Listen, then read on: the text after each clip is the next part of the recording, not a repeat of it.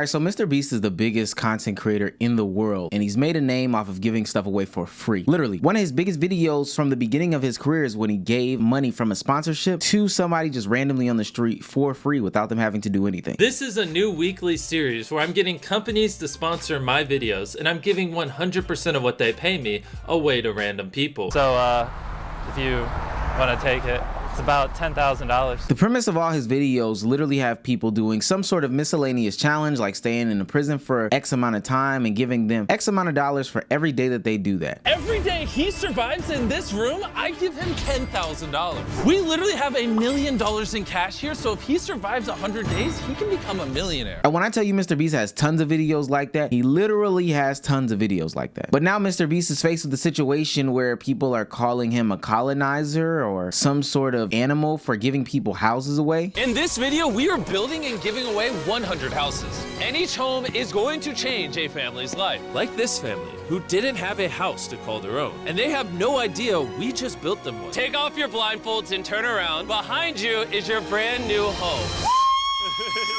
This is just the first of 100 houses we're giving away. Now mind you, that video goes on for about 9 minutes or so, and this is a great video for people to watch, get inspired by. I mean, they literally are loving this video on the internet. He's planted countless amounts of trees. He's raised awareness for deforestation. Hell, there was even the time where he cured like a bajillion blind people in one video. It was crazy. However, there are some people who are always gonna find an issue in anything MrBeast does, so here they are. This person, that vegan healer, says MrBeast is once again displaying his white savior complex while looking like a literal colonizer.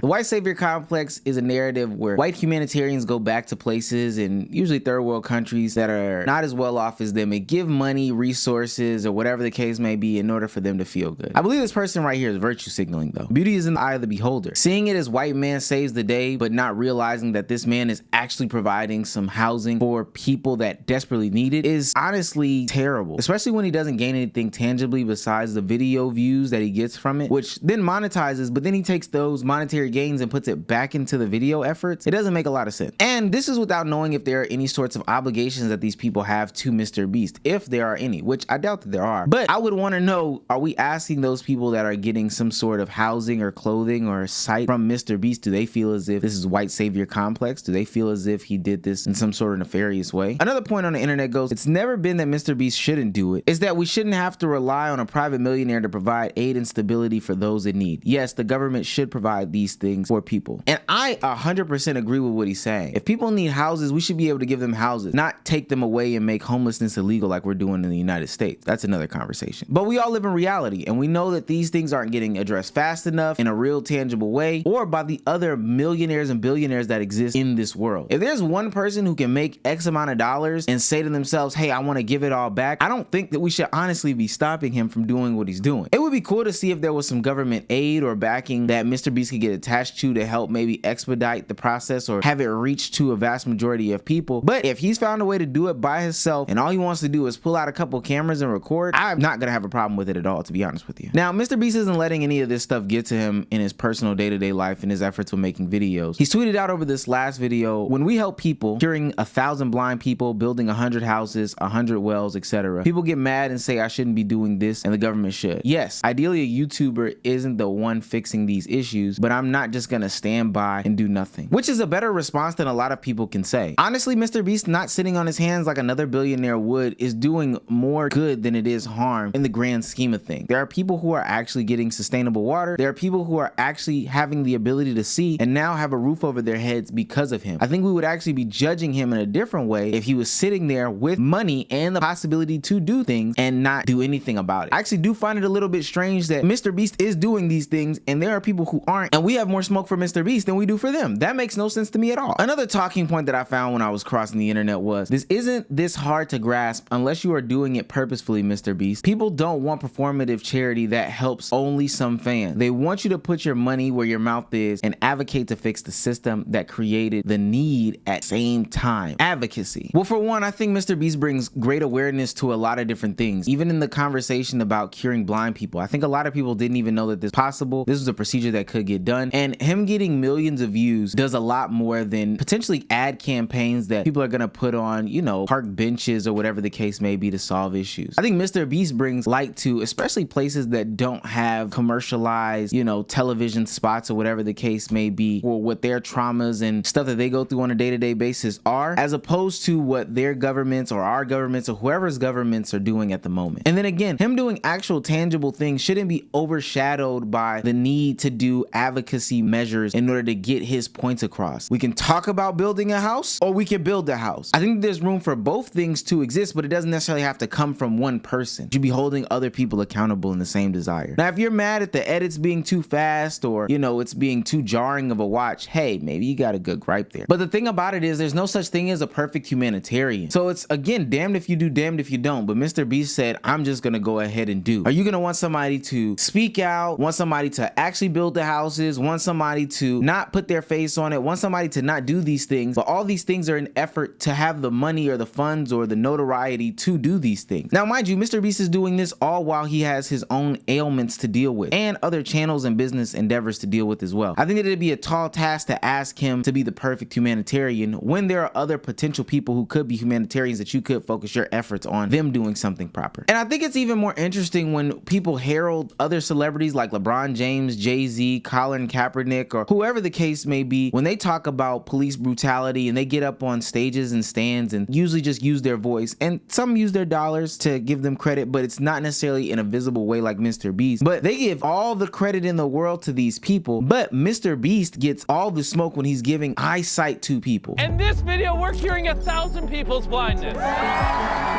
They can't see, but we have all the technology to fix it. Yep, half of all the blindness in the world is people who need a 10-minute surgery. Crazy. Now, some people may have an issue about the way that MrBeast is going about doing things, specifically the style of editing, thumbnails, the way that he goes about creating the content, which I guess can be particularly an issue. But MrBeast understands YouTube. He knows the way that YouTube works. We can look at some of his analytics from this past month alone and show that he knows exactly what he's doing when it comes to getting the audience growth and the viewership growth. But what he's doing with the fun is what really matters in the grand scheme of things. He knows how to game the YouTube system or work the algorithm in order to push his content so he can get more eyes, which means advocacy and visibility for the issue. And then he also knows how to do that so he can get more revenue, which means more potential people he can give literal eyesight to. Now, of course, we don't know the insides of the brain of MrBeast to know if he truly has nefarious deeds or, you know, negative impact or whatever the case may be on society. I think that'd be parasocial to sit there and ponder upon if that's what he's doing or not doing or whatever the case may be, especially because when we can see in a very tangible way that he is doing something that a lot of people regard as positive. He's using his platform, he's using his voice, and he's backing it with the dollars that he's receiving from those things in order to help out society. Now, if you do want to find people who aren't using their voice for positive endeavors or good deeds or to uplift people, look no further than this woman in this video who claims to be attacking free speech by using racial epithets.